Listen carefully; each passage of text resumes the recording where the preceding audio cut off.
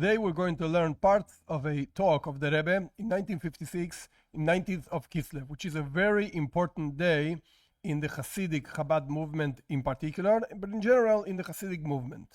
Very briefly, 19th of Kislev is the day of liberation of the Alter Rebbe, the founder of Chabad movement, in 1798.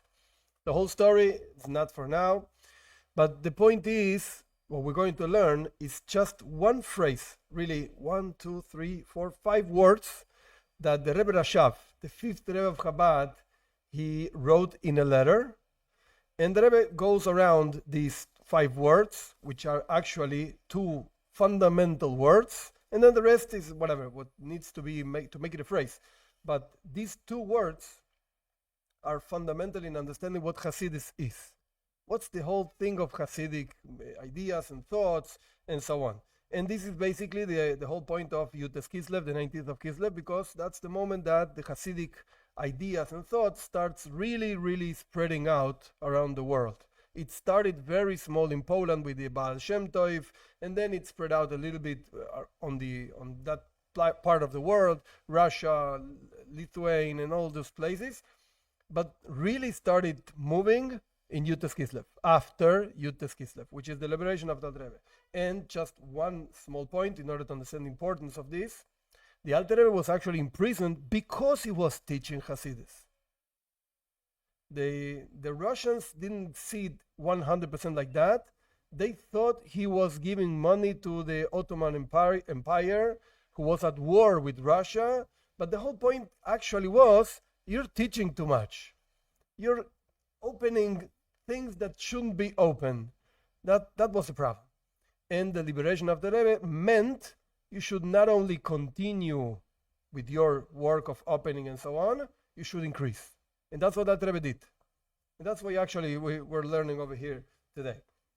These 5 words were actually not said by the Alter Rebbe. They were said by the 5th Rebbe of Chabad, the Rebbe Rashab, in year 1901 or 1902. The Rebbe Rashab, for some reason, I don't really know why, he was not in Lubavitch for Yutes Kislev. Yutes Kislev, 19th of Kislev, is one of those days that you make Farbrengens, Hasidic meetings and so on, all the Hasidim, and they want to hear the Rebbe and they want to see the Rebbe. For some reason, the Rebbe in that time, the Rebbe Rashab, was not in Lubavitch and was not available, so the Hasidim were really sad.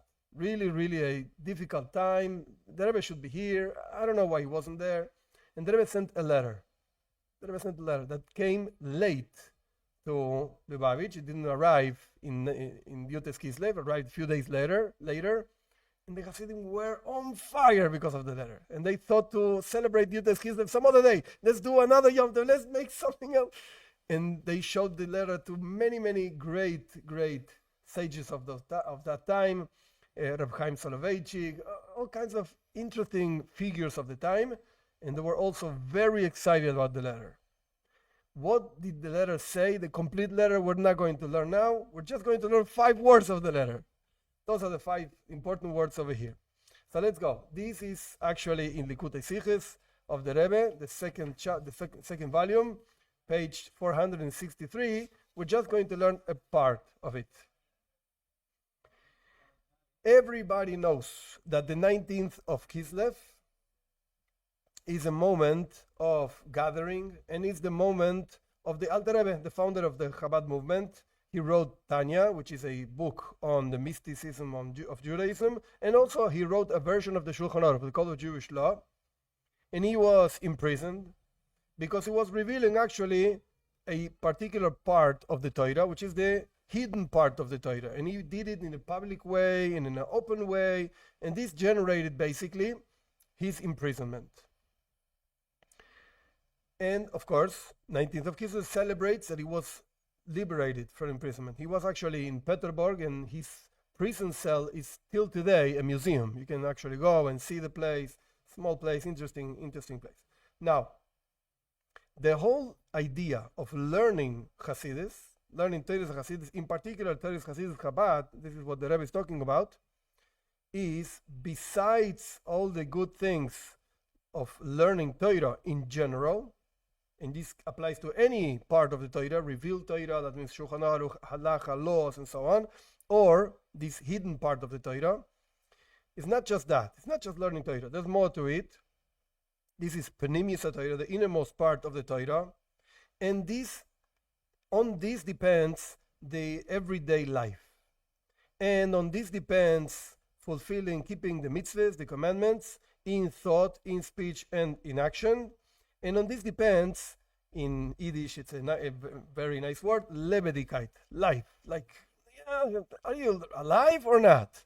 This is what Hasidus is talking about. This is actually the whole Hasidus. Are you alive or not? Lebedigkeit. In the letter that the Rebbe of Chabad, the fifth Rebbe of Chabad, sent for the Hasidim, for Yutes Kislev in year 1901, 1902, the fifth Rebbe of Chabad wrote 5 words, among other things, of course, in Hebrew. Oire v'chayus nafsheinu nitan lanu. What is Yutes Kislev? What is it all about? So he says, light and energy, chayus is like energy, enthusiasm of our soul was given to us. Just 2 words that are fundamental words. Oire v'chayus, light and enthusiasm. We have to understand these 2 things. What are they? What are they? In a very simple way. So the Rebbe says, chayus, this enthusiasm, this livelihood, lebedigkeit, there are 2 types of chayus. There are 2 types of life. One is the life of the soul, and the Rebbe is going to explain, so patience.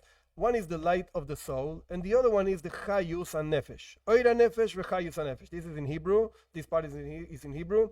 The light of the soul and the enthusiasm of the soul. And the chayus, which is actually life of the soul. Let's put it this way. Light and life. There is chayus, this life, which is according to the body, and it divides itself on the different parts of the body, members of the body and so on, organs of the body, and each one according to its need. And then there's a more general type of life, chayus, which the Rebbe is going to call oir, light, which doesn't have any divisions. There's a particular part of the soul that goes to each part of the body, and there's a general part of the soul that encompasses and takes the whole body at once. As we can find this same thing, the Rebbe brings it in halacha, in a law, in a particular law, that we have a measurement of food, which is called kakoiseves. Kakoiseves agasa is the amount of food that a person is forbidden to eat in Yom Kippur. We're talking about Jews and the laws of Jews. It doesn't really matter the whole detail, but the point is it's a measurement.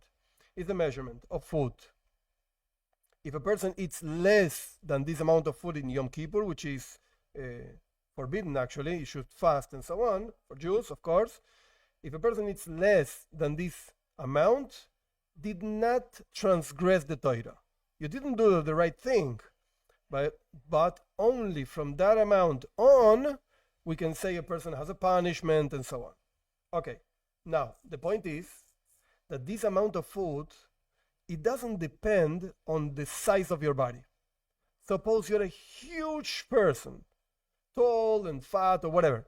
The amount of food you cannot eat is a kakoiseves. It's like 58 grams, something like that. And if you're a baby, a small baby, the amount of food, okay, babies are not liable of anything, but what's trying to say is, it doesn't matter what kind of body you have. You're a small boy, a small girl, whatever, you cannot eat this amount. This is the amount that the Torah says it's good enough to feel satiated at some point. I have something in my stomach. Okay, in Yom Kippur you can't. So that's the amount. It doesn't matter what your body looks like. Even though the body actually needs food, and the food ties together the soul and the body, as we know, the teaching of the Baal Shem Tov, the founder of the Hasidic movement, that he brings on the ideas of the Arizal, that there's a verse that says that not only on bread lives a person, rather on what comes out of the mouth of God. That's what it says. So the Baal Shem Tov explains that we live on the spark of godliness that is inside the food. That's what gives us actually life. However, in this itself, we know that the body needs food. Like, okay, very nice, spiritual food. Like, I'm going to give you a lot of dollars, spiritual dollars. I don't know. I need like real ones. The same thing happens with food, of course. Yeah, we live on the godly spark. Yeah, can you give me something to eat? I'm hungry. Don't come to me with sparks and godliness. I'm hungry. I want to eat something. Having said that, there are two levels. You should know there are two levels, as we were explaining before. There's the level of food that is measured according to the body. A bigger person needs more food. But there's a measure of food that is same for everybody. A certain amount of food that anybody can say, yes, I ate something. Even though you would eat more than that. Yeah, but I got something. I ate something. So we see that even in halacha, in law, in the regular life, there are these two types of measurements. Something that is equal for everybody and something that is not same for everybody. And this is the whole thing of oir and chayus. These two words that we're going to play with them all along the talk of the Rebbe. Oir v'chayus, light and life. Oir v'chayus. Oir, light, is a simple thing. Simple thing means has no colors, has no shapes, no nothing. It's a simple thing. The fact that we do see light in different colors, that's when only when the light gets invested into a vessel. A white vessel, a yellow vessel, a red vessel, whatever, the light is going to show itself. You will see the light when it goes through a vessel with the color of the vessel.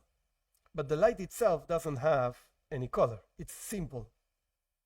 Even when the light is into the vessel, so to speak, the color of the vessel does not get impregnated. The light does not acquire the color of the vessel.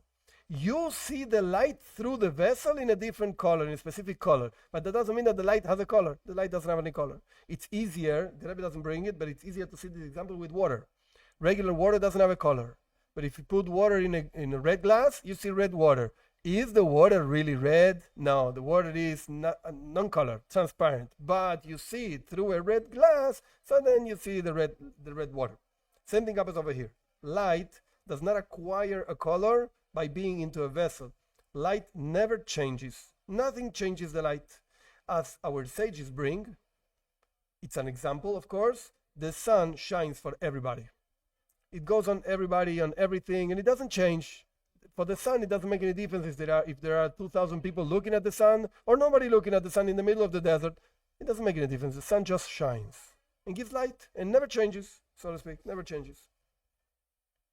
In the words of the Rebbe, the sun illuminates in the innermost chamber of the king, which is like a very special and important place, or in a garbage can. It's the same thing. For the light, there's no difference. The same thing happens with the soul. There's the chayus, the livelihood, life of the soul, that we call it oir. We're going to call it the light of the soul. It's true, it's life. But now, we're playing all along with these two words. We're going to say that something is called the light of oir nefesh, the light of the soul. This light of the soul, it's a simple thing, just as light, as we explained before. It's a simple thing, doesn't have any shapes, doesn't have any colors, doesn't make any difference which body it has to give life to. It's just light. And therefore, even though this light, it's together with the body,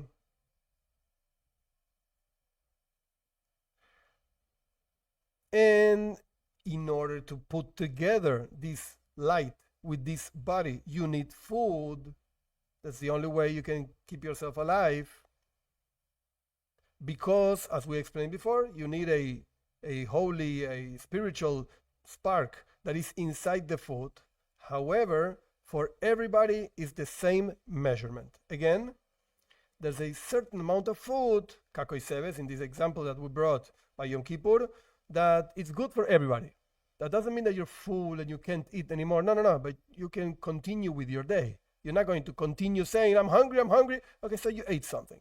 And that measurement is the same measurement for everybody. A small child and a huge adult. Doesn't make any difference. That's oil, that's light, it doesn't have levels, and it's not different according to the vessel where it goes to. So everybody, each one of us, has a light of the soul inside of us, regardless of the body. Point number one. Now comes chayus, life. Chayus hanefesh, the life of the soul. It's not the same thing. Life of the soul means that there's an inner life that gets invested in the body and goes revealed or is revealed according in each part of the body according to the level of that part of the body. It gets divided according to the organs. In the brain, there's a greater, bigger, whatever, revelation of the life of the soul, not the light, the life of the soul. And in the rest of the members, it's exactly the same thing, a lesser amount of life of the soul, to the point that you can go to the heels, and there's a very small and contracted amount of life in the heels, to the point that our sages, he brings always the Rabbi Nassan, it's a very interesting long book it's like Pirkei Avos, it's like Ethics of Our Fathers, but more detailed. Very interesting. He brings over there that the heels are called Malach HaMaves Shebadam, the angel of death in the human being. Because you can't really distinguish whether a person is alive or dead just like by looking at the heels. So you need something more. The heels is like a quote unquote dead part of the body. Of course it's not dead and there are cells and blood. Okay, I know. It's just like dead part of the body. And the idea is, of course, not that the heels are dead. The point is that there's a lesser, smaller revelation of the life of the body in the heels. When you look at the face of a person, you see real life, happy, sad, or whatever the case is. But you see life. The same thing happens in mitzvahs. I should make one point before moving on, which is simple, but I think it's important to mention it. The Rebbe is going to talk about, the Rebbe was talking to Jews. I was not there in 1957. I wasn't born, but whatever. I suppose that the Rebbe was talking to Jews, of course. So the Rebbe brings examples that are good for Jews. These particular examples that the Rebbe is going to bring are not good for non-Jews. The examples are not good. I'm going to mention them anyway. Why? Because I'm convinced that even though these examples are not good, anybody with a little bit of effort, whatever, can find examples for non-Jews also. And this is one of the things that Hasidus brings about. We'll see. Let's go for the examples for the Jews. The same thing happens not just with a person, that we have oir and chayus, like light and life, not just on the soul itself, without division, oir, divisions, chayus. The same thing happens with the mitzvahs, with the commandments. There are two parts to each mitzvah. There's a life, chayus, pashut, simple, without any divisions. And there's a part of chayus, of life, that is divided for each mitzvah different. What does that mean? So the Rebbe brings like that. There's a lebedekeit, there's a enthusiasm that a person has keeping the commandments, because they are what's a commandment? What's a mitzvah? It's a will of God. It's what God wants from you. He wants you to do this. He's metzaveh. He orders you to do this and that, or not to do this and that, and so on. And why do you do that? Because you love God. You love the Torah. You love, in the example that Rebbe is bringing, any other Jew. It's not an obligation for non-Jews, but whatever. The Rebbe is bringing just an example. Because you love God, so you do what God says. And you do it with lebedekeit, with enthusiasm. Yeah. Over here, in this case, it doesn't really matter what the mitzvah is all about. What's the order? What did God tell you to do? I don't really care. I'm just going to do anything. And I'm going to do anything in the same way because this is what God wants from me. Does it make sense to you? I don't care. Is it nice? I don't care. Is it interesting? I don't care. I don't care anything. This is just what God says I have to do. So I'm gonna do it. And I'm gonna be happy by doing it. Because this is what God wants from me. So the examples of the Rebbe. Tefillin, tzitzis.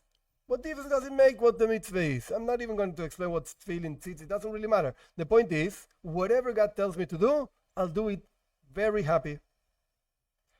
Just because it is a commandment, an order from God. That's point number one. That's like oil, light, That doesn't make any difference what kind of body it gives life to, or the light of the sun. It doesn't care. The sun doesn't care where it shines.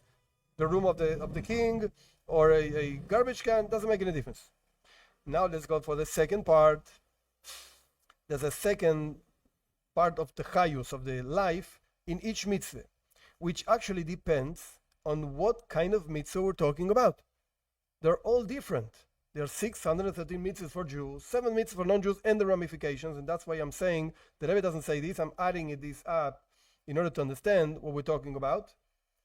What I'm trying to say is a non-Jew can also keep the mitzvahs because God says so. This is what the Rambam says. You have to keep them because God gave a Torah to Moshe Rabbeinu, Mount Sinai, and so on.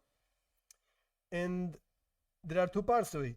There's a part where you keep it because this is what God said, and there's a part where you keep it enjoying it. This is what the Rebbe is going to say later.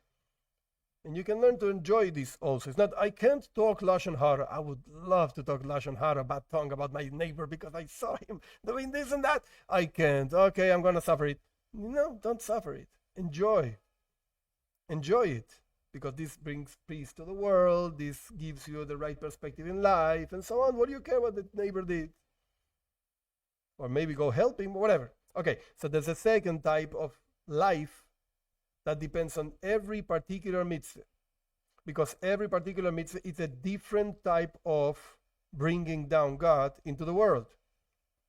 And the proof is that the reward for every mitzvah in the world to come, in Gan Eden, paradise, whatever, it's different for each mitzvah. It's not the same thing for every mitzvah. So we do see that every mitzvah produces a different godliness in the world. And this is the idea that the 5th Rebbe of Chabad wrote, that Yutes Kislev is Oire V'chayus, Nafsheinu Nitan Lanu. The light and the life of our soul was given to us. Hasidus has an effect in these 2 things that we mentioned before.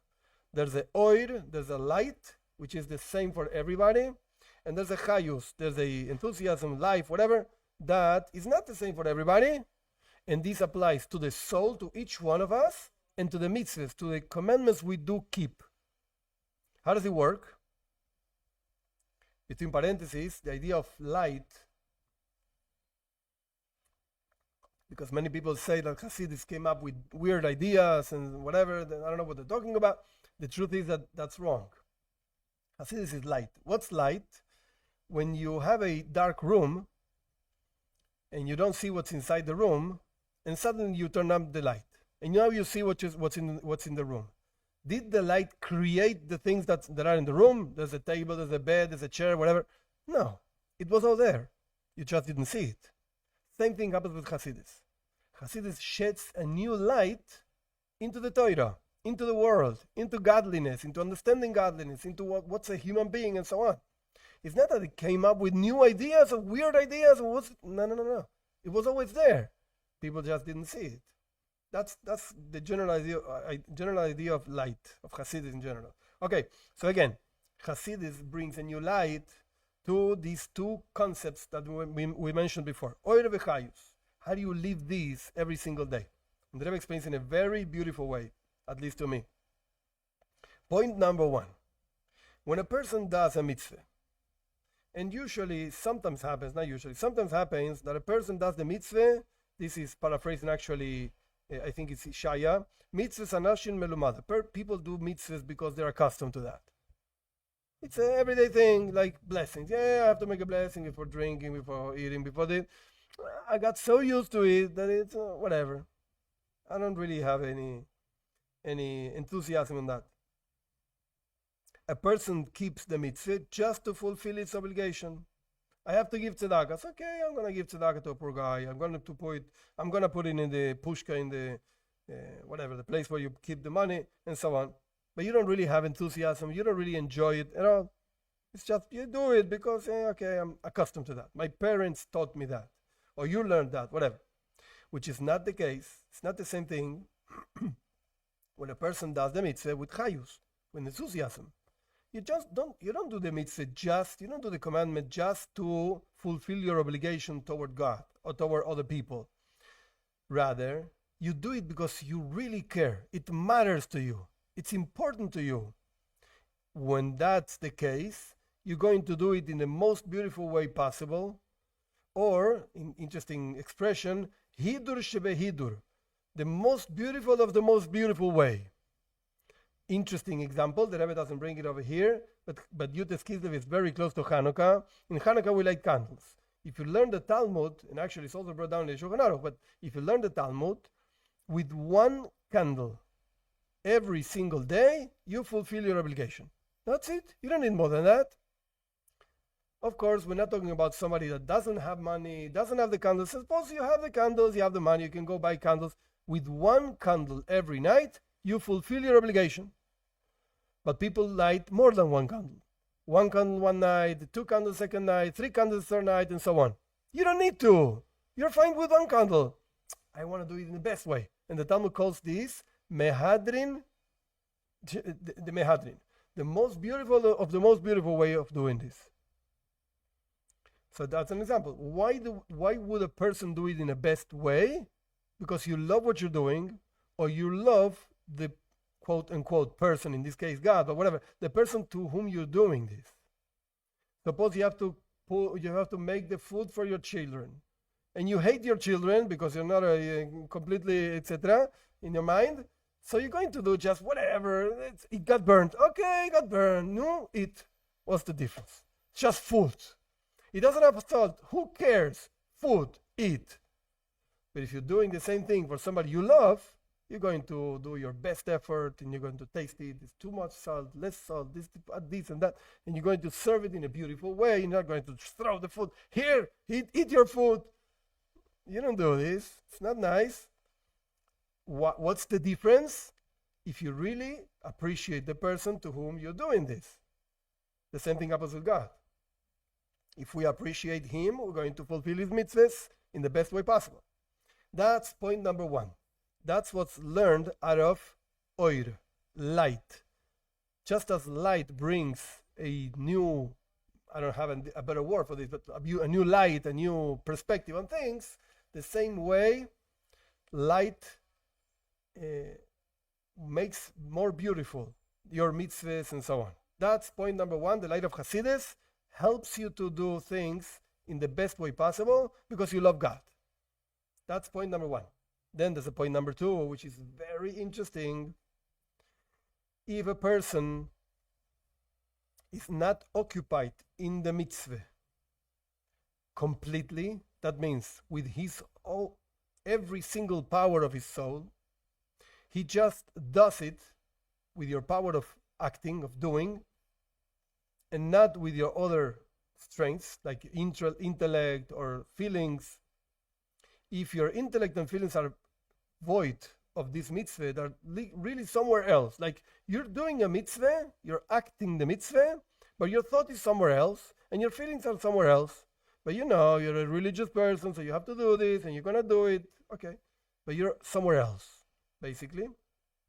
How much more so?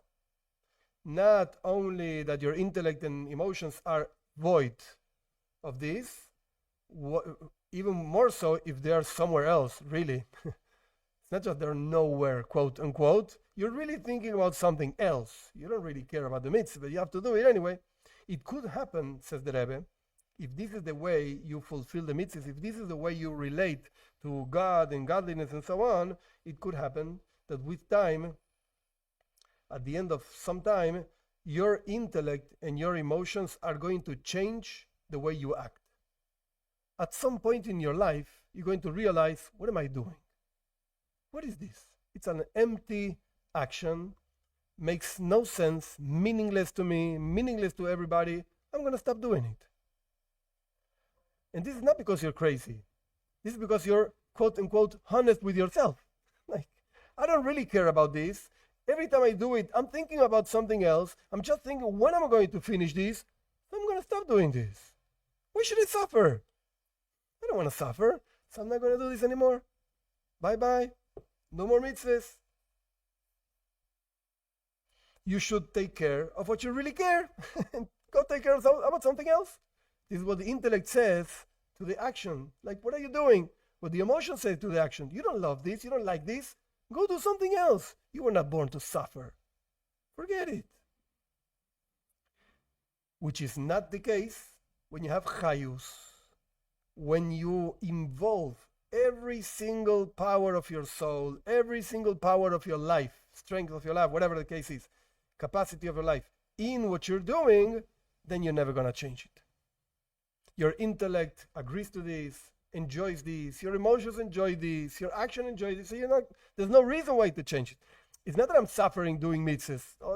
On the contrary, I'm enjoying this. I should not change it. Are you crazy? It's something you enjoy. You have to stop doing it? I don't want to stop doing it. That's one way of understanding oir v'chayus. Again, oir, light, applies to how beautiful you do this because you love more God, because you understand more about God, because you learned Hasidus and so on. And chayus means take every single part of your life and apply it to godliness. Enjoy what you're doing, or at least learn to enjoy what you're doing. There's another advantage in this idea of chayus when a person is doing mitzvahs, doing the commandments. That the advantage is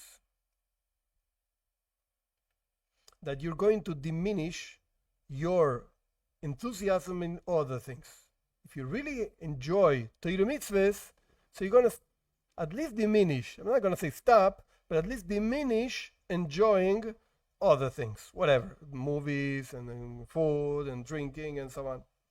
Because at creation, every single human being, at the end of the day, we're limited. And when your enthusiasm is used in Kedusha, in sanctity, automatically you're diminishing your enthusiasm in other things. Your levedikite, your livelihood, whatever, in other things. Because you have only a certain amount of enthusiasm. So where do you apply it? Where do you invest it? And if you don't invest it in Kedusha, in sanctity, mitzvahs, godliness, and so on, of course, you're going to invest it in not good things, in other things. Somewhere you're going to do it. You're going to invest it. And this is just as we find by a mikveh, by a ritual bath. When a person has to go to the mikveh, his or her, it doesn't make any difference, the entire body has to be under the water. And that includes the hair. And if there is only one hair outside of the body, the water, he didn't go to the mikveh. Just one hair, he didn't go to the mikveh. So he has to go again and so on. So the same thing happens over here. A person continues to be impure because of one hair. You can say, man, one hair, who cares? No. One hair outside of the mikveh, you didn't go to the mikveh. You didn't go to the ritual bath. The same thing happens with Hasidus, with livelihood, with Torah, with mitzvahs. If you have one hair outside of Torah, one hair outside of mitzvahs, I'm sorry. You didn't get purified by the Torah, by the mitzvahs, and so on. Same thing happens with avodah, says the Rebbe, with our job, work toward God, and so on. In particular, when we're talking about not just one hair, but a fundamental thing. What's this fundamental thing? When a person is keeping a mitzvah, is doing a commandment of God, only with action, even if he's using his chagas, or says the Rebbe over here, chesed gvura tiferes, his kindness, his capacity of kindness, capacity of severity, and capacity of beauty, whatever, in kedusha, in sanctity, in holy things.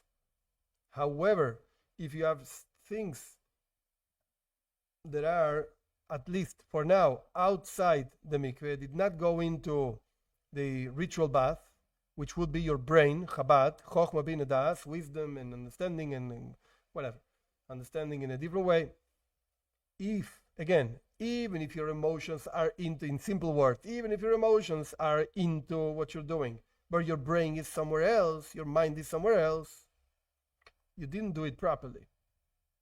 Definitely your mind is in not good things, and sooner or later, you're going to leave what you're doing. You're going to change what you're doing, which is what the Rebbe said before. only when you're completely into these waters, quote unquote, this mikveh, that the word tevila, which means the act of going to the mikveh, has exactly the same words as habitul. Habitul means nullification. So when a person is under the water, what do you have to think about? You have to think about God is everywhere. I'm nothing with God. Like I'm completely around. God is completely around me, just like the water is around me, and so on. That's tevila and bittul. It's the same letters, just ordered in a different way, in a different order.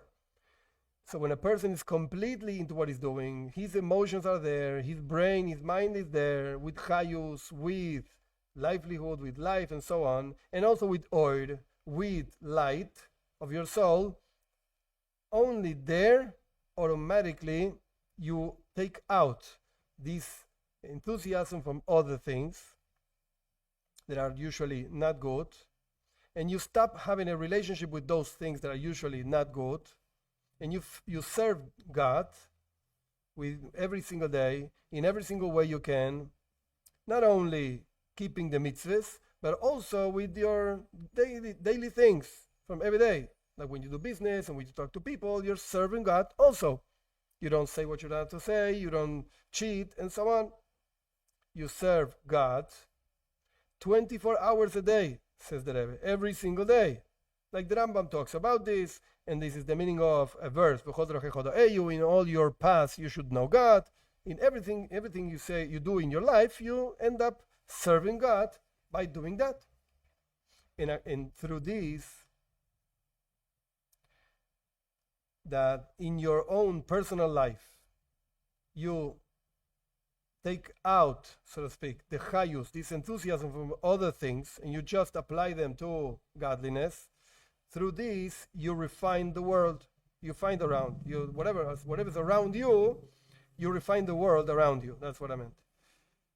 And that's going to generate a verse that the Rebbe mentions here is Ruach Hatuma Avi Min Haaretz, the spirit of impurity I will destroy, I will take out from the earth. That means coming of Mashiach and redemption and so on. And the night is going to illuminate just like the light of the day. That means that the darkness itself is going to start giving light, and it's going to be revealed the glory of God and all the flesh together. The Rebbe himself stresses this word. We're going to, the whole flesh is going to see godliness, and we're going to perceive as the word of God spoke. That's basically the talk of the Rebbe. Very, very briefly, a summary of what we learned. There are two words, or the chayus, that actually mean two fundamental steps in serving God. There's a general step and there's a particular step. And the meaning, how you apply this, is the general way means loving God by learning Hasidus and understanding who is God and so on, the greatness of God. This is what Hasidus talks about. By learning Hasidus, you end up loving God, and that gives you the power of doing the things that God commands you to do in the best way possible. And then by using that's oid, light, general. And then it doesn't make a difference which mitzvah you're dealing with. And then there's a thing that is more particular, chayus.